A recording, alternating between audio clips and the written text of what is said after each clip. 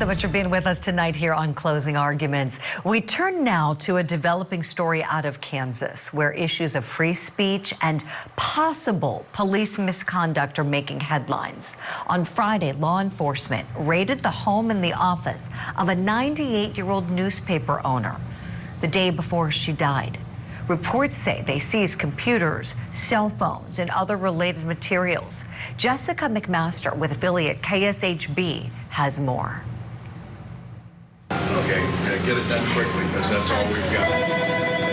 Marion County Record, this is Sherry. Can I help you? It's a busy day at Marion County Record, just 3 days after a raid where police seized computers, cell phones, and servers from the newspaper. Staff is working overtime to make sure they publish their weekly newspaper.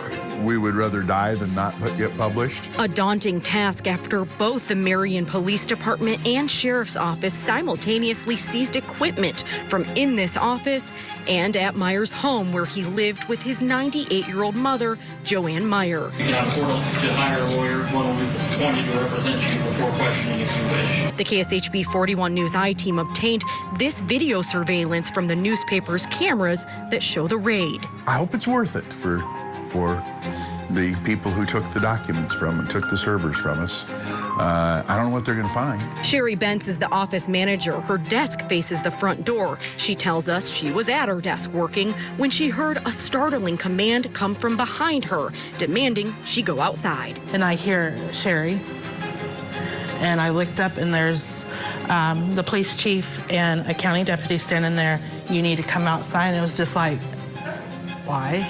What's going on?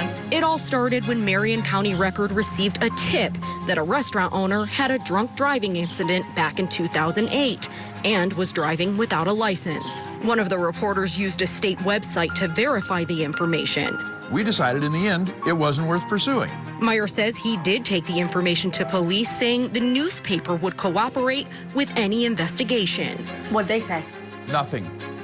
They said a week later they showed up at our door and seized our computers. While this raid happened at this office, another one took place at Meyer's home. He was there with his mom as police searched through their personal property. How dare they go into the home of a 98-year-old woman who has devoted 50 years of her life to helping the community through this newspaper, who's loved by many people, who still was working for the paper, and have her last day be one where someone has invaded her house, stared at her mercilessly, acted like she's a common criminal. She died the next day. Have you even had time to process that? No.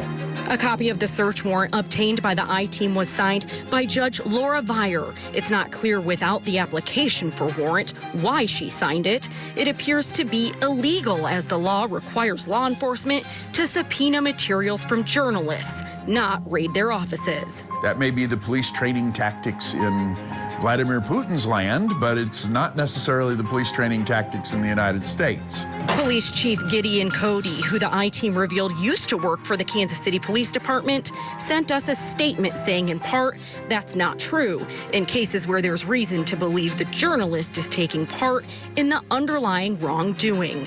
Meyer says he and his team are not criminals for doing what journalists do every day, looking into a tip. Bullies will be bullies.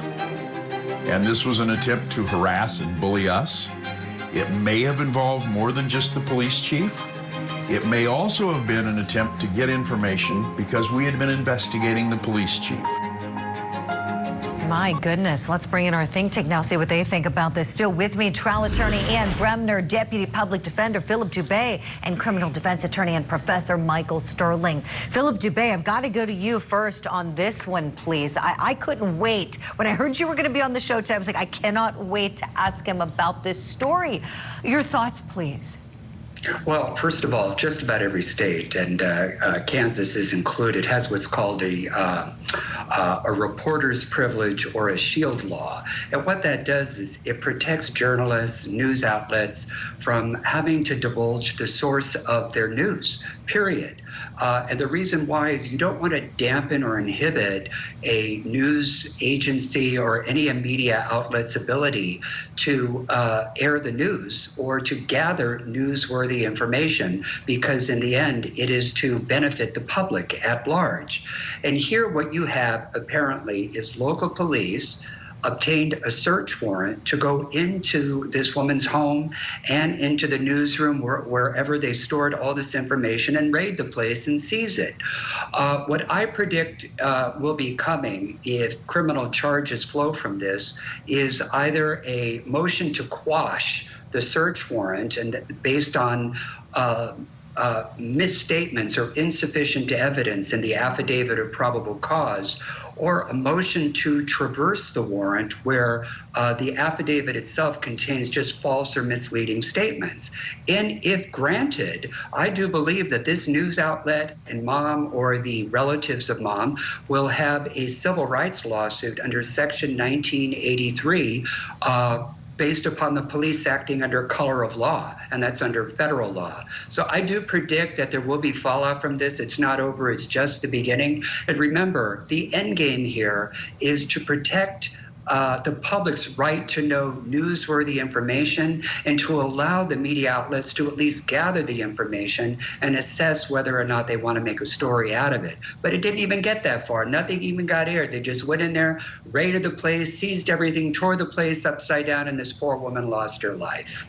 Right, Philip. That's what I can't understand is how we got from point A to point B, because we understand that the newspaper got a tip that a local restaurant owner had a DUI, and apparently a reporter who was looking into the story, they didn't even publish the story, they didn't even run with it, but used a state website to try to verify that DUI to see if there was a conviction or whatnot.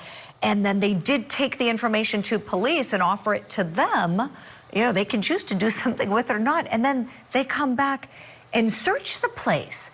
I just can't understand. And apparently they were saying that this local restaurant owner was the victim, and the searches were for suspicion of identity theft and unlawful acts using the computers. Michael Sterling, am I off here? I'm just having a hard time understanding how they get from receiving this information to then searching the place. Yeah, I don't know, Julie. Listen, I'll tell you in my experience, small town police departments, officers are unfortunately some of the more corrupt police departments in the country. They don't have the level of scrutiny that, a Los Angeles or New York Police Department has, the level of lawsuits, the level of media attention. And so, you see that from time to time. I've dealt with a lot of small police departments and work that I've done in Georgia, Mississippi, and oftentimes they sort of run roughshod. And so, yeah, I agree with you. I don't know how they got from point A to point B. I appreciate it, Michael. Ann Bremner, when we think about all of these people, there's a reporter there we see in the video, and she's in the newsroom when the raid happens. I'm wondering, do you think everybody who works for the paper right now maybe should have a lawyer? Do you think they all, I mean, I would think I would want one if I'm working for the paper. Right. And what do you think, Ann, please? Well, I think I agree. And the fact is, with this kind of a police raid, I mean, that's actual attorney's fees, punitive damages under a Fourth Amendment violation under 42 U.S.C. Section 1983. I mean, this is bad. Mm-hmm. Like Michael said, it's like these small town departments, they can ride roughshod, but this is really extreme.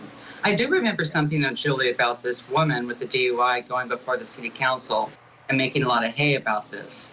And so that could have been what they depended on. I'm not saying they should have, but they may have used some of that information to try and get a search warrant and then execute the warrant. Right. And I'm glad you mentioned that. Thank you so much for that, because apparently this woman, the restaurant owner, she spoke out publicly at a council meeting, at a city council meeting, complaining apparently about the newspaper's investigation.